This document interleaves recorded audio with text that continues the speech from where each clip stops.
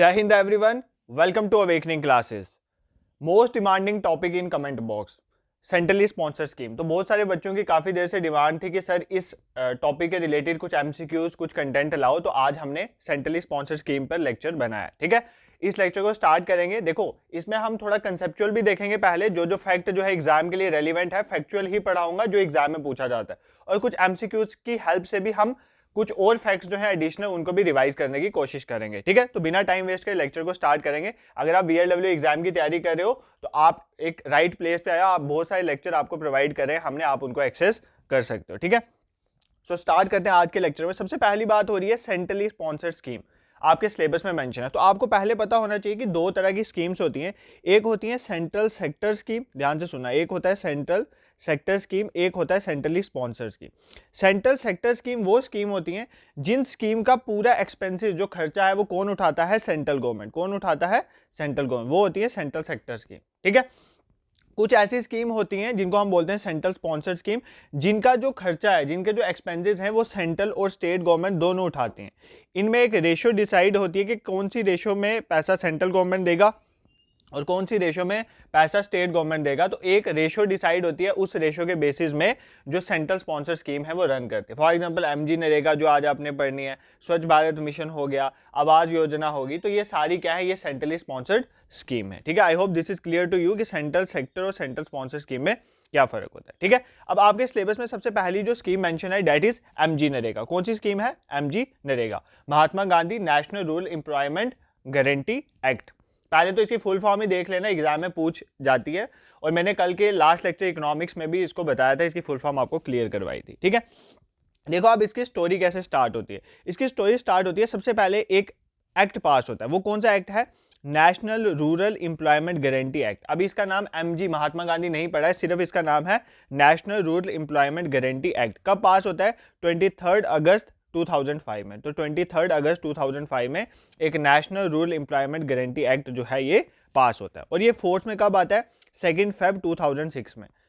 कब फोर्स में आता है? 2 फेब 2006 में। देखो, इसकी PDF में शेयर कर दूंगा, अभी आप कंटेंट समझो। ये जो डेट्स हैं आप PDF से बाद में लर्न कर लेना।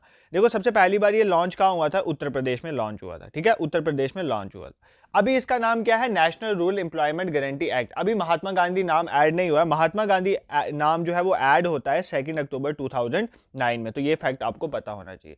तो national rural employment guarantee act में महात्मा गांधी जो वर्ड है वो ऐड कब होता है? 2009 में। अब देखते हैं कि इस बेसिकली इस स्कीम में है क्या। सबसे पहली बात, ये स्कीम लार्जेस्ट स्कीम है वर्ल्ड की। किस बेसिस में? वर्क गारंटी प्रोवाइड करने में। ठीक है, वर्क गारंटी प्रोग्राम है ना, मतलब वर्क गारंटी प्रोग्राम मतलब आपको काम दिया जा रहा है। ठीक है, आपको क्या काम दिया जा रहा है? कुछ काम करने के लिए दिया जा रहा है। तो वर्क गारंटी प्रोग्राम जो है सबसे बड़ा है ये वर्ल्ड में। ठीक है, नॉट इन इंडिया, सबसे बड़ा वर्ल्ड का वर्क गारंटी प्रोग्राम है, मतलब लोगों को इसमें वर्क दिया जा रहा है। ठीक है, अब देखो यहां पर एक चीज और आपने याद रखनी है कि यहां पर जो वेजेस दिए जाएंगे, अभी मैं बताऊंगा आपको कितनी वेजेस दी जाती हैं, बट आपने ये याद रखना है वो वेजेस किसके अकॉर्डिंग है? Minimum wages act 1948। तो एक स्टैट्यूटरी प्रोविजन है, मिनिमम वेजेस एक्ट जो है 1948 वाला, उसके अकॉर्डिंग जो है वेजेस यहाँ पे दी जाती है। बाकी स्टेट गवर्नमेंट अपना शेयर बढ़ाकर कुछ स्टेट ज्यादा वेजेस देती है, कुछ कम वेजेस देती है, वो हम देखेंगे। ठीक है, कौन सी स्टेट ज्यादा देती है, जम्मू कश्मीर कितना देती है, सबसे कम कौन सी स्टेट वेजेस दे रही है इस 2023-24 फाइनेंशियल ईयर में। तो ये सब चीजें हम एग्जाम रेलिवेंट MCQs के थ्रू कवर करेंगे। ठीक है, अब ये जो MG नरेगा के थ्रू काम दिया जाता है, इसमें आपने एक और चीज याद रखनी है कि ये मस्ट है कि आपको 1/3 काम जो है वो वुमेन को देना है। ठीक है, 1/3 जो वर्क है वो वुमेन को एलोकेट होना ही चाहिए। ये चीज भी यहाँ पर कंपलसरी है, ये आपने याद रखना। ठीक है, तो Mahatma Gandhi national rural employment guarantee act क्या है? ये बेसिकली राइट टू वर्क को प्रमोट करती है, मतलब जो हमारे पास अनस्किल्ड लेबरर हैं, ये भी याद रखना, स्किल्ड लेबरर को ये काम नहीं दिया जाता।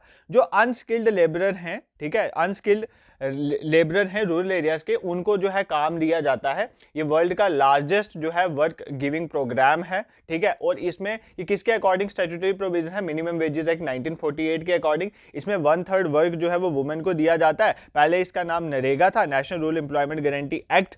ठीक है, बाद में 2005 में आया था, और इसका नाम जो है वो MG नरेगा का पड़ा 2009 2 अक्टूबर में, गांधी जयंती पे। ये चीज आपने याद रखनी है। ठीक है, बाकी जो फैक्ट्स होंगे वो हम MCQs के थ्रू देखते हैं। ठीक है, The very first MCQ is for how many years is the registration of job card valid under MG NREGA? तो MG नरेगा में काम करने के लिए जॉब कार्ड दिया जाता है।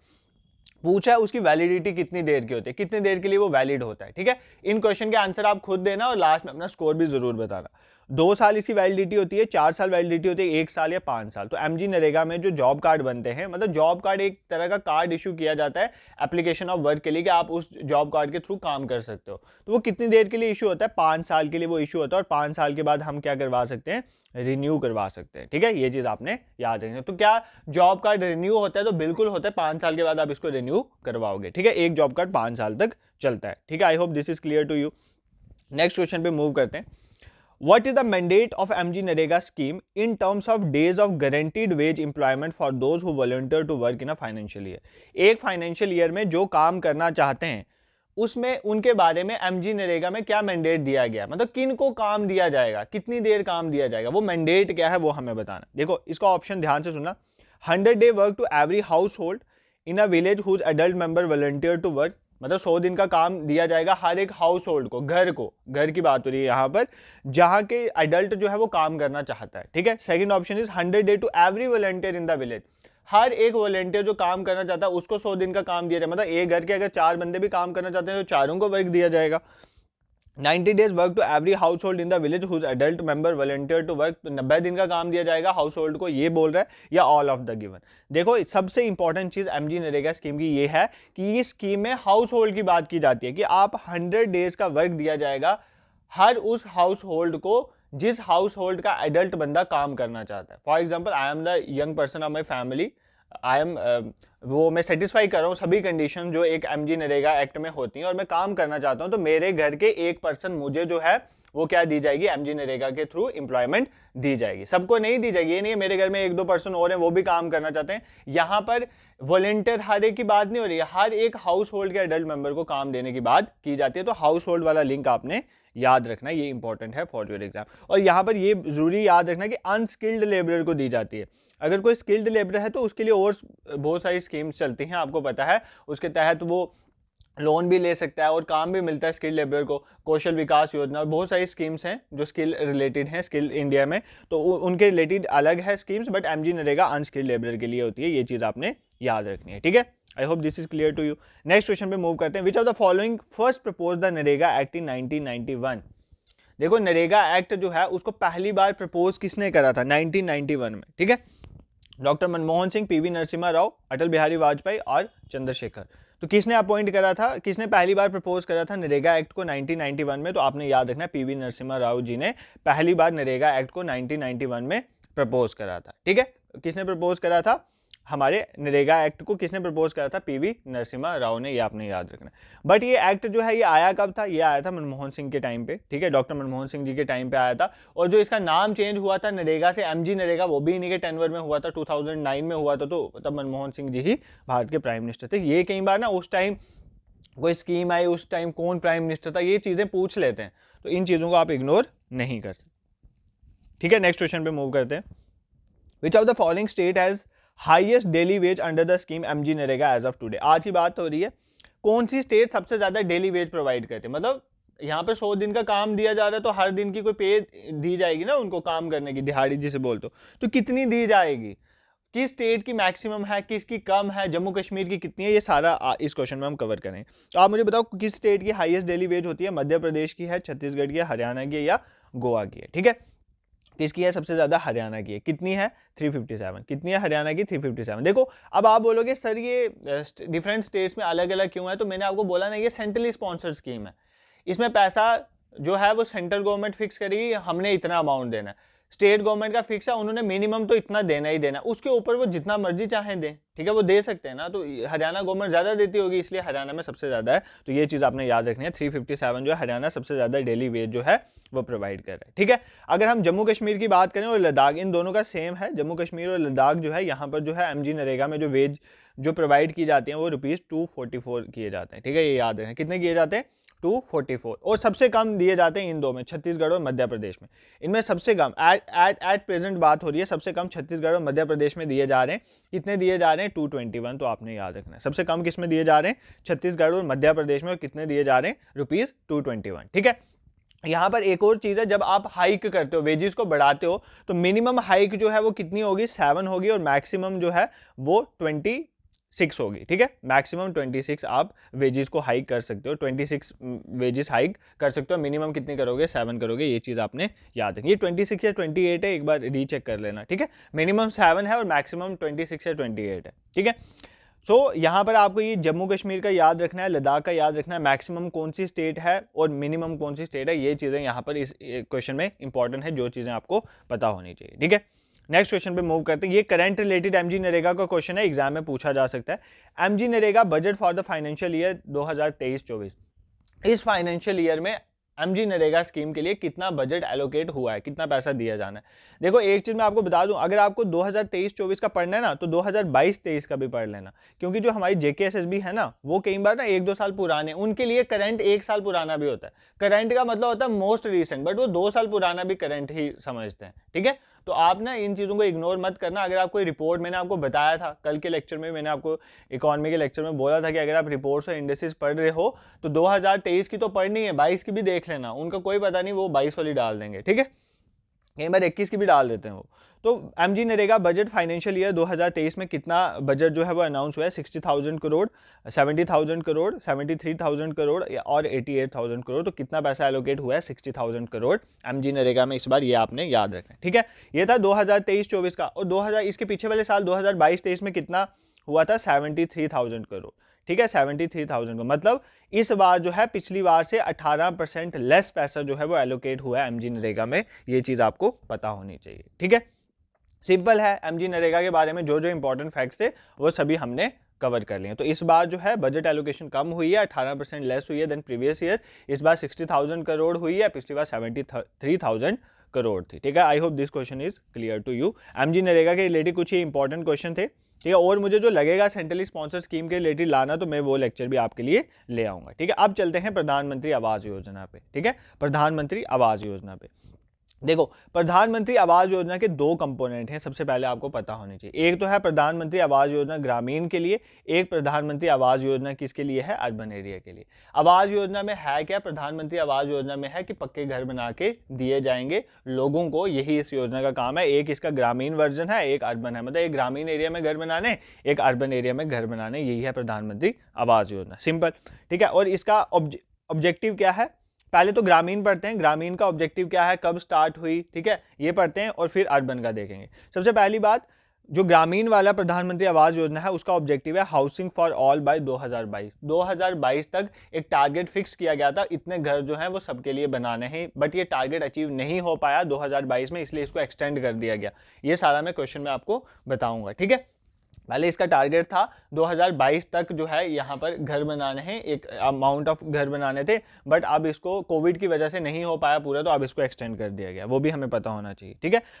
ये देखो, ये जो प्रधानमंत्री आवास योजना ग्रामीण है ना, ये एक पहले एक और स्कीम थी ऐसी, ठीक है। उस स्कीम का नाम था इंदिरा आवास योजना, ठीक है। इंदिरा आवास योजना मतलब इंदिरा गांधी पर थी, तो ये जब कांग्रेस की सरकार थी तो इसका नाम इंदिरा आवास योजना, जब बीजेपी गवर्नमेंट आई तो उसने इसका नाम चेंज करके प्रधानमंत्री आवास योजना ग्रामीण कर दिया, ठीक है। और इसको इसी पहले इंदिरा आवास योजना को कंस्ट्रक्ट करा एज प्रधानमंत्री आवास योजना ग्रामीण, और ये कब से इफेक्ट में आई है, 1 अप्रैल 2016, ये डेट याद रखना, 1 अप्रैल 2016 से ये फोर्स में आई है, 1 अप्रैल 2016 से ये फोर्स में आई है। इसका पहले नाम क्या था, इंदिरा आवास योजना। इंदिरा आवास योजना कब स्टार्ट हुई थी वो भी देख लो, 1985 में, तब भारत के प्रधानमंत्री थे राजीव गांधी जी, ठीक है, उन्होंने स्टार्ट की थी राजीव गांधी जी के टाइम में। उसमें भी यही होता था, घर बना के दिए जाते थे इंदिरा आवास योजना में, और प्रधानमंत्री आवास योजना इसका नाम कंस्ट्रक्ट करा गया एज ग्रामीण ऑन 1 अप्रैल 2016 से ये फोर्स में आई।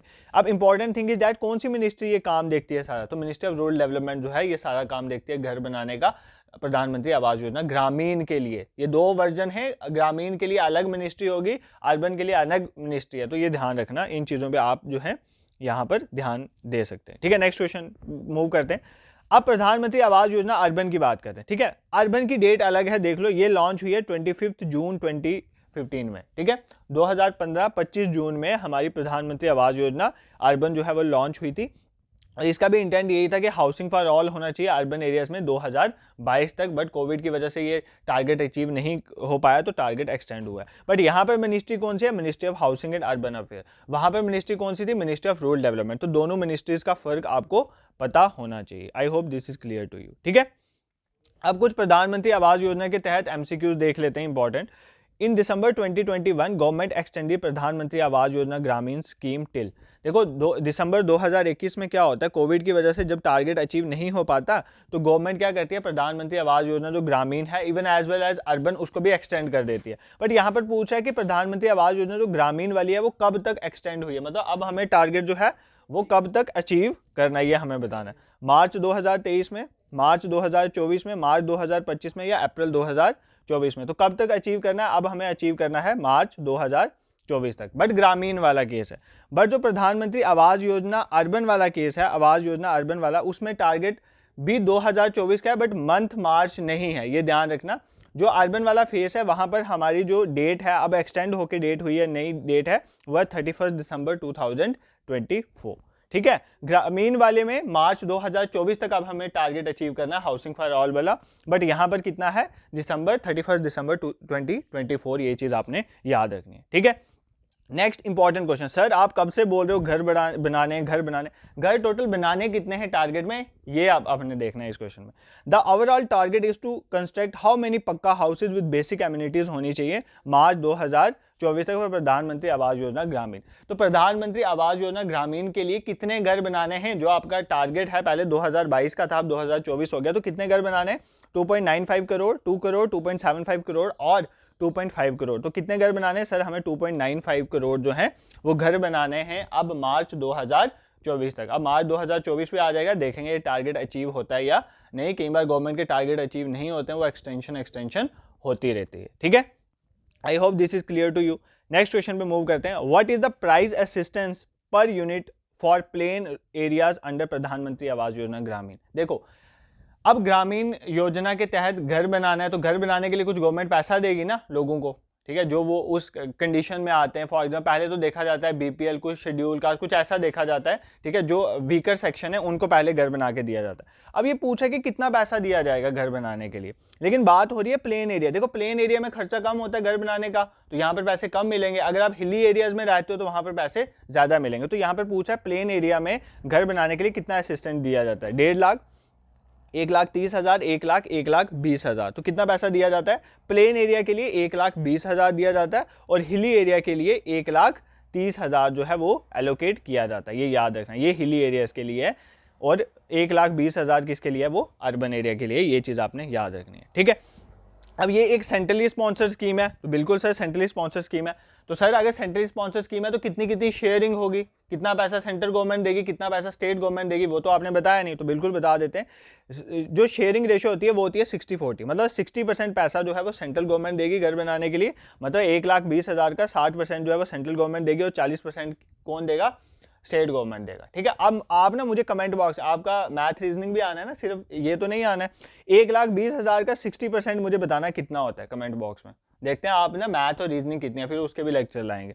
तो 60% 1,20,000 का कितना होता है कमेंट बॉक्स में जरूर बताना। ठीक है, तो इनकी रेशियो कितनी होगी, 60:40। ठीक है, अगर कोई रिमोट एरिया है, रिमोट एरिया होता है या हिली एरियाज जो होते हैं ना, उनके लिए जो रेशियो है वो चेंज होती है। उनके लिए रेशियो है 90:10, मतलब उस केस में 90% जो है वो सेंट्रल गवर्नमेंट पैसा देगी और सिर्फ 10% पैसा जो है स्टेट गवर्नमेंट ने देना है रिमोट एरियाज के लिए। और अगर कोई यूटी है, for example Jammu Kashmir, UT के लिए 100% पैसा जो है वो कौन देता है, सेंट्रल गवर्नमेंट देगी। यूटी गवर्नमेंट को कोई पैसा देने की जरूरत नहीं है, ये चीज आपको पता होनी चाहिए। ठीक है, तो इनके रिलेटेड एग्जाम में क्वेश्चन पूछे जाते हैं। तो कितनी रेशियो है, कितना पैसा एलोकेट होगा, कितनी एक्सटेंशन मिली, कितने घर बनाने, यही तो क्वेश्चन है जो पेपर में फॉर्म होंगे। ठीक है, तो ऐसे हम इसको कवर कर लेंगे। चलो अब तीसरी जो स्कीम आपके सिलेबस में क्लियरली मेंशन है। ठीक है, ऐसे तो एट सेक्टर ज़्यादा कुछ भी आ सकता है, वो भी हम देखेंगे एक लेक्चर में, कौन सेंट्रली स्पॉन्सर स्कीम को थोड़ा थोड़ा इन शॉर्ट देख लेंगे। बट मेरा आज का मोटो था कि जो 3 मेंशन है ना उनके बारे में हमें पूरी इन्फॉर्मेशन होनी चाहिए।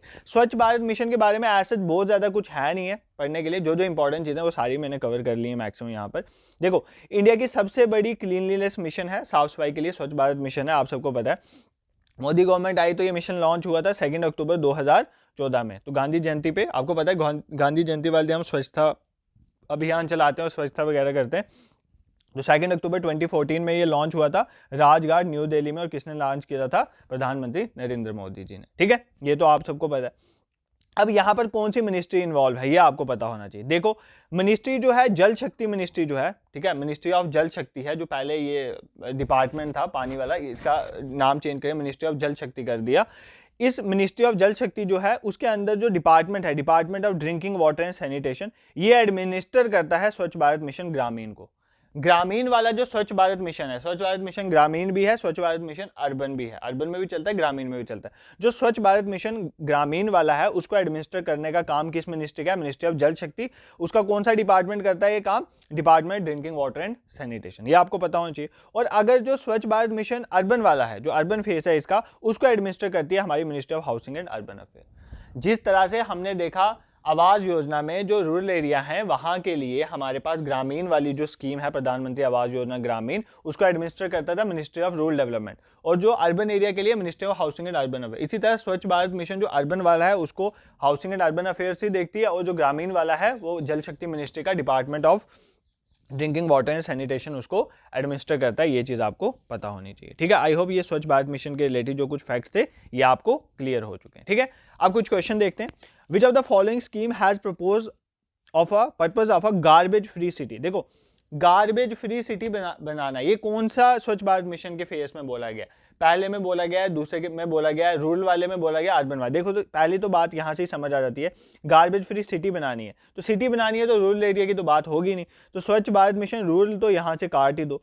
अब ये स्वच्छ भारत मिशन अर्बन फेज 1 में बोला गया है या स्वच्छ भारत मिशन अर्बन फेज 2 का काम है? तो ये स्वच्छ भारत मिशन अर्बन फेज 2 में बोला गया है कि उसका जो पर्पस है वो पर्पस है गार्बेज फ्री सिटी बनाना, ठीक है। तो गाड़ी आती है ना, गाड़ी वाला आया कचरा निकाल, तो मतलब दिस दैट ये सब वही है, गार्बेज फ्री सिटी बनाने के लिए आपकी सिटीज में भी आजकल कचरे वाली गाड़ी आती होगी, ठीक है। नेक्स्ट क्वेश्चन पे मूव करते हैं। What is the tag line of स्वच्छ भारत अभियान? इसके रिलेटेड क्वेश्चन आने के चांस है कि टैग लाइन क्या है स्वच्छ भारत अभियान की, ठीक है। ये सबने सुनी होगी, एक कदम स्वच्छता की ओर, स्वच्छता है परम धर्म, स्वच्छ रहेगा भारत का हर नागरिक, सबका साथ सबका विकास, ठीक है। ये सब किसी ना किसी की टैग लाइन है, बट स्वच्छ भारत अभियान की टैग लाइन है एक कदम स्वच्छता की ओर। क्या है टैग लाइन? एक कदम स्वच्छता की ओर, ठीक है। अब टैग लाइन इज इंपॉर्टेंट और स्वच्छ भारत मिशन का लोगो इज वेरी इंपॉर्टेंट, ठीक है। तो एग्जामिनर क्वेश्चन पूछ सकता है, क्या क्वेश्चन पूछ सकता है? एक तो 2014 में मैं आपको बताता हूं, 2 अक्टूबर 2014 में क्या होता है। देखो मोदी गवर्नमेंट एक वो है ना वेबसाइट gov.in कुछ ऐसा करके, ठीक है। इसमें क्या हुआ, गवर्नमेंट ने बोला कि आप हमें टैग लाइन दो स्वच्छ भारत मिशन के लिए और कोई लोगो बना के दो। जिसका लोगो पसंद आएगा, जिसका टैग लाइन पसंद आएगी तो उनको अवार्ड किया जाएगा, कुछ मॉनेटरी अवार्ड जो है उनको दिया जाएगा, ठीक है। अब यहाँ पर आपको याद रखना है कि 2 पर्सनैलिटीज का नाम याद रखना है। एक मैं नाम लिख देता हूँ, अनंत खसबरदर, ठीक है, Khasbardar, I hope I am pronouncing it the same way. Anant Khasbardar जो थे, इनको लोगो डिजाइन के लिए अवार्ड दिया गया था। जो लोगो है स्वच्छ भारत मिशन का इन्होंने डिजाइन करा था, ठीक है। ये महाराष्ट्र के, ठीक है, इनको फेलिसिटेट करा था बाय प्रधानमंत्री जी, ठीक है। उसके बाद भाग्यश्री सेठ, भाग्यश्री सेठ ये गुजरात के, इनको जो है राजकोट गुजरात के, इनको टैग लाइन के लिए क्या किया गया था? इनको प्राइज दिया गया था, मॉनेटरी प्राइज जो है वो दिया गया था। तो टैग लाइन के लिए किसको दिया गया था? मिस भाग्यश्री सेठ को और अनंत खसबरदर को लोगो डिजाइन के लिए दिया गया था, ठीक है। I hope this is clear to you. ये कुछ इंपॉर्टेंट चीजें थी, चाहे वो स्वच्छ भारत मिशन के लिए हो, प्रधानमंत्री आवास योजना या एमजी नरेगा के लिए, जो मुझे इंपॉर्टेंट लगी और एग्जाम ओरिएंटेड लगी, मैंने कवर कर दी है। बाकी सेंट्रल स्पॉन्सर स्कीम के रिलेटेड में देखूंगा, बाकी जो सेक्टर में कुछ स्कीम्स आती हैं उनके रिलेटेड अगर इफ टाइम परमिट्स तो हम उसके रिलेटेड भी कुछ ना कुछ कंटेंट जो है वो कवर करेंगे। अगर आप चैनल में नए हो, अगर आपको चैनल का कंटेंट पसंद आ रहा है हमारे पढ़ाने का वे, तो आप इसको जरूर सब्सक्राइब करें और शेयर भी करें to others. And the most important thing is that Telegram का ग्रुप मैं डिस्क्रिप्शन में डाल दूंगा लिंक, आपने उसको ज्वाइन करना है, वहीं पर मैं इसकी पीडीएफ शेयर कर दूंगा इसके एमसीक्यूज के आंसर डालने के बाद। Second thing is that playlist में जाएं, डिफरेंट लेक्चर जेकेएसएसबी वीएलडब्ल्यू के एमसीक्यू हम रिवीजन सेशन चल रहे हैं, आप उनको एक्सेस कर सकते हो। और एक फ्री मॉक टेस्ट जो है वो हमने अपनी वेबसाइट में, उसका लिंक भी मैं डिस्क्रिप्शन में डाल दूंगा, वीएलडब्ल्यू के लिए अवेकनिंग classes.in, ठीक है। ये वेबसाइट है, आप गूगल में जाके सिंपल सर्च करना, खुल जाएगी। वहां पर एक फ्री मॉक टेस्ट रखा है, इनरोल करके आप उसको दे सकते हो। अगर आपको नहीं पता चल रहा है कैसे देना, तो प्लेलिस्ट में जाना, मैं एक वीडियो डाली है 4-5 मिनट की, किस तरह से आप इनरोल कर सकते हो, उस फ्री मॉक टेस्ट का भी आप फायदा उठा सकते हो। तो जितना आप हमारी तरफ से हो सकता है हम आपके लिए करें। बाकी आप कमेंट बॉक्स में बताते रहो कि कौन कौन से लेक्चर के रिलेटेड आपको वीडियो इंपॉर्टेंट चाहिए अभी एमसीक्यू में रिवीजन सेशन की फॉर्म में, तो हम उनकी वीडियोस लाएंगे। जो ज़्यादा कमेंट्स होते हैं जिसके रिलेटेड हम कोशिश करते हैं कि वही वीडियो आप तक पहुंचाई जा सके, क्योंकि अब टाइम भी कम है, तो जितना हमारे हैंड पर होगा हम उतना आपके लिए करेंगे, ठीक है। और मैं सोच रहा हूँ कि एक दिन में टेलीग्राम ग्रुप को हाफ एन आवर के लिए आज या कल जो है ओपन करूंगा, और आपकी जो भी क्वेरीज होंगी या कुछ ऐसे डाउट वगैरह होंगे तो वो भी हम वहां पर क्लियर करेंगे। बहुत सारे डाउट कमेंट बॉक्स में आते हैं, बट टाइम की वजह से हम उनका रिप्लाई भी टाइमली नहीं दे पाते हैं, ठीक है। This is it for today. Thank you so much, thank you so much for watching.